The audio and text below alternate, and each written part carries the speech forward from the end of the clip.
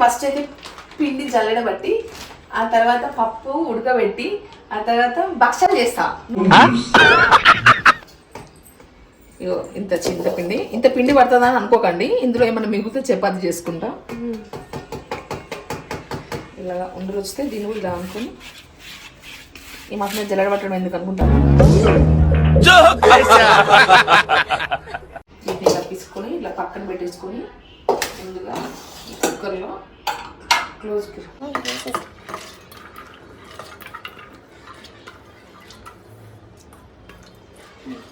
ఇప్పుడు మనం పప్పు ఇంట్లో ఉడకబెట్టేసాం కుక్కర్లో. ఈ లోపు మనం సిరా చేసుకుందాం, ఓకేనా? సిరకు మనం ఫస్ట్ ఈ గోసానంలో డ్రై ఫ్రూట్స్ వేయించుకుందాం. డ్రై ఫ్రూట్స్ ఇలా కట్ చేసుకున్న డ్రై ఫ్రూట్స్ ఈ లాస్ట్లో వేద్దాంలే. నా ఒక్కనికే అట్లా అనిపిస్తుందా అనుకున్నా, నీకు కూడా అట్లనే అనిపిస్తుందా? దీంట్లో ఇది వేయాలి మళ్ళీ సిరాకి వస్తుంది. ఇది ఏమంటారు, గోధుమ రవ్వ. దీన్ని కూడా బ్రౌన్ కలర్ వచ్చేదాకా వేపుకోవాలి. వేపుకొని మరి బాగా బ్రౌన్ అవసరం లేదు, మాడిపోతాయి లైట్గా. నేను బాగా ఎక్స్పర్ట్ లాగా తిప్పుతున్నా కదా, అందులో తప్పే ఉంది. సో ఇప్పుడు ఈ ప్రాసెస్ అంతా మనం ఏం చేయాలంటే సిమ్లో పెట్టుకొని చేయాలి, లేకుంటే మాడిపోయి ఇంకా సిర కాస్త మర అయిపోతుంది. మాడిపోయిన సిమర అంటే తింటూ చేస్తున్నా, ఎనర్జీ లాస్ అయిద్దని. ఆడవాళ్ళు బలంగా ఉంటేనే బలంగా వంట చేయగలుగుతారు కదా, అంటే మరి ఇంత బలంగా ఉండొద్దు. వచ్చిందండి వయ్యారి. ఇది ఒక రకమైన ఎక్సర్సైజ్ తెలుసా. మరీ సన్నగా పొట్టు పొట్టుగా నా వల్ల దంచడం, ఎంత వీలైతే అంత. మనకు కావాల్సింది కూడా అదేలేమ్మా. ఒక 4 కప్స్ పోద్దాము, తక్కువైతే మళ్ళీ పోసుకున్నాము. అంటే ఎగ్జాక్ట్ మెజర్మెంట్తో వస్తలేదు, నాకు తెలియదు. 4 అయితే పోసిన. ఇన్ని వాటర్ పడతాయా అని డౌట్ వస్తుంది. సరే మెత్త ఉడకాలి కదా, ఎక్కువనైతే పోసా. చూడు ఇన్ని వాటర్ పోసాను, ఇన్ని వాటర్ అయితే పోసా. దీన్ని ఫుల్గా బాయిల్ చేద్దాం. లేకుండా ఇలా చల్లుకొని అందులో పెడితే వాటర్ అన్ని పడిపోతాయి అందులో. ఆ లోపు మన ఇది రవ్వ వేగింది బ్రౌన్గా మంచిగా, ఇవి కూడా వేగినాయి. ఇప్పుడు మనం సిరా స్టార్ట్ చేద్దాం. పప్పు కొంచెం టైం పడుతుంది కాబట్టి దీంట్లో బెల్లం వేసి ఆ తర్వాత డ్రై ఫ్రూట్స్ వేసి కొంచెం నెయ్యి వేసి దింపేసుకోవడమే. అయిపోయింది ఇంకా అంతే. వాటర్ మరిగే లోపు మనము దీన్ని స్మాష్ చేసుకుందాం మెత్తగా. వచ్చిందండి వయ్యారి. ఇందులో కొంచెం బెల్లం వేసి సిమ్లో పెట్టి కొద్దిసేపు ఉడకబెడదాం. ఓకే, కలపెడదాం.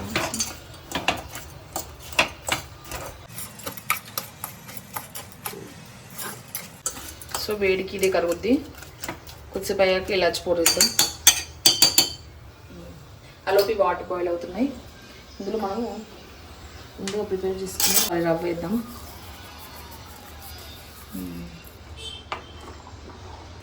ఇంత రవ్వకి ఇన్ని వాటర్ ఎక్కువ అయినట్టున్నాయి. బెల్లం కరుగుతున్న కొద్దీ మనకు కొంచెం లిక్విడ్ అవుతుంది. సో బెల్లం కంప్లీట్గా కరిగిపోయిన తర్వాత చూద్దాం. ఆ లోపు మనకు ఇలాచి ఇక్కడ అవుతుందన్నమాట. ఇలాచి పౌడర్ వేసుకొని బాగా కలబెట్టుకొని బెల్లం కరిగేంత వరకు ఇలాగా అనుకుంటూ ఉండాలన్నమాట, ఓకేనా? ఇలా దగ్గరకు వచ్చే వరకు చూసుకోవాలి. ఇలా దగ్గరకు వచ్చింది కదా మొత్తం. ఇప్పుడు ఈ రిమైనింగ్ బ్యాలెన్స్ బెల్లం ఇలా వేసేసి బెల్లం కూడా మంచిగా కరిగేంత వరకు కలుపుకోవాలి. స్లోగా లో ఫ్లేమ్ మీదే చేయాలి, ఎందుకంటే మళ్ళీ అడగంటుకు పొద్ది. ఆలోపు మన పప్పు కూడా ఇది అవుతుంది. మధ్య మధ్యలో ఇలా కలబెడతా ఉండాలి. బెల్లం కంప్లీట్గా కరిగేంత వరకు ఇలా మనం పెట్టుకోవాలి. సో ఆలోపు దీన్ని లో ఫ్లేమ్లో పెట్టుకొని కలుపుతూ ఉండాలి. దీంట్లో కూడా కొంచెం ఇలాచి వేద్దాము. దీంట్లో కూడా కొంచెం ఇలాచి పౌడర్ వేద్దాము.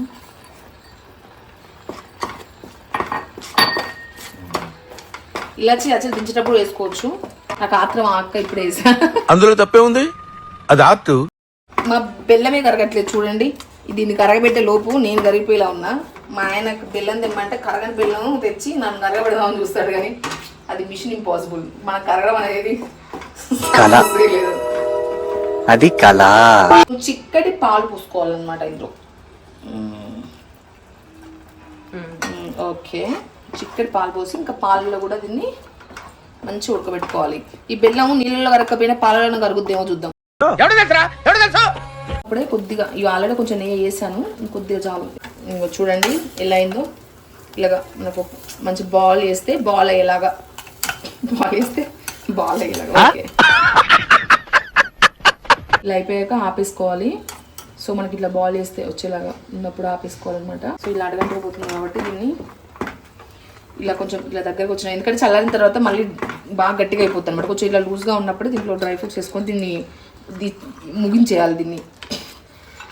దీని కథ ముగించేయాలి.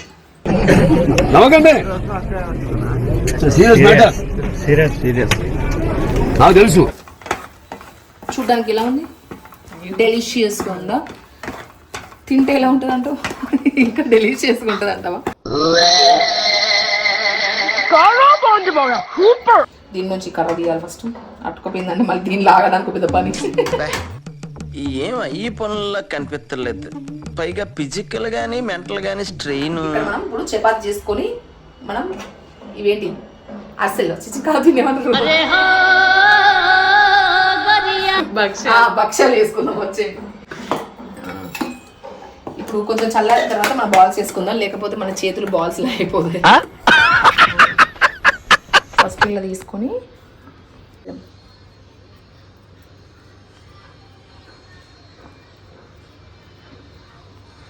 ఓకే ఇలా దీపం లాగా వేసుకొని ఇట్లా. ఎంత క్వాంటిటీ అని ఎట్లా మన ఇష్టమా? ఎక్కువ క్వాంటిటీ అయితే బయటికి రాదా? సో అందులో బట్టి అంత క్వాంటిటీ పెట్టాలి. ఓకే ఇలా దగ్గర క్లోజ్ చేసి, ఓకే ఎక్స్ట్రా పిండి తీయడం అట్లా ఏం అవసరం లేదా? ఓకే ఇప్పుడు కొంచెం ఆయిల్ పెట్టుకోవాలా ఇలా కవర్కి? ఓకే మన రోల్తో వేస్తారా? అదా అది మన చపాతి రోల్ అంతా వేస్తే దీంతో వేస్తే బయటికి ప్రెస్ కాకుండా. ఓకే అలా చేసి ఇంకా కాల్చుకోవడం. ఇక మళ్ళీ ఆయిల్ వేసుకోవాలి, నెయ్యి వేసుకోవాలి, నెయ్యి ఏదైనా. ఓకే నెయ్యి వేసి ఇలా పెనం రాసుకొని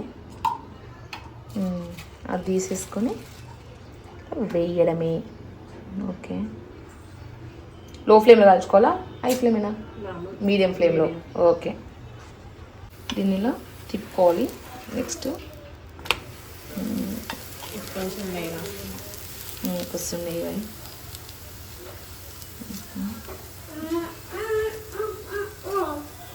ఓకే ఇలా 2 సైడ్స్ నెయ్యి రాసుకొని మంచిగా కొంచెం మీడియం ఫ్లేమ్లో పెట్టుకొని కాల్చుకోవాలి.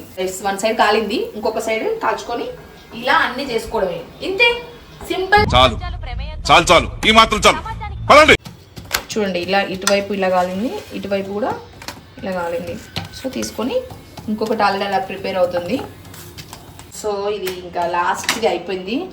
స్టవ్ ఆపేసి కొంచెం వేడి తీసేసుకొని ఇదిగో వేసేద్దాం. లాస్ట్లో చిన్నది. ఇవన్నీ అయినాయి అనమాట. బాగా నీట్గా వచ్చినాయి కదండి. ఎక్స్పెక్ట్ చేయలేదు సార్. దీంతో పాటు ఇది కూడా నీట్గా వచ్చింది. ఇవన్నీ అయిన తర్వాత ఎనర్జీ కోసం కష్టపడ్డాం కదా, అందుకని నమ్మద్దురా, అడుగు తిను.